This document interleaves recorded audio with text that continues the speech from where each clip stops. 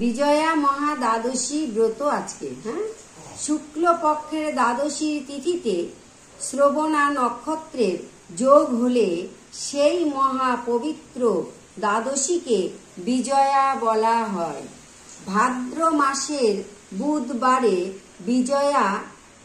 বিজয়া ব্রত হলে সমস্ত ব্রত থেকে এই ব্রতের মাহাত্ম্য অধিক হয়। এই তিথি আবার শ্রবণ মহাদ্বাদশী নামেও পরিচিত হয়। বিষ্ণু ধর্ম তত্ত্বের এই ব্রতের মাহাত্ম্য প্রসঙ্গে বলা হয়েছে যে এই তিথিতে পবিত্র তীর্থস্থানে সমস্ত তীর্থস্থানের ফল পাওয়া যায়। সারা বৎসরের পূজার ফল কেবল এই ব্রত পালনেই লাভ হয়।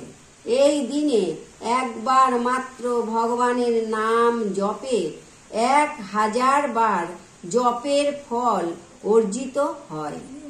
এই তিথিতে দান, বৈষ্ণব ভোজন, হোম, উপবাসে 1000 গুণ বেশি ফল লাভ হয়ে থাকে।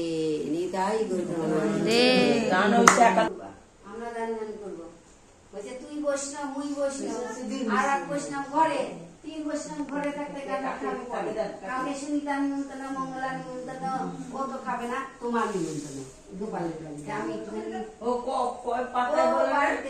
কত পাতায় বললেন আমাকে?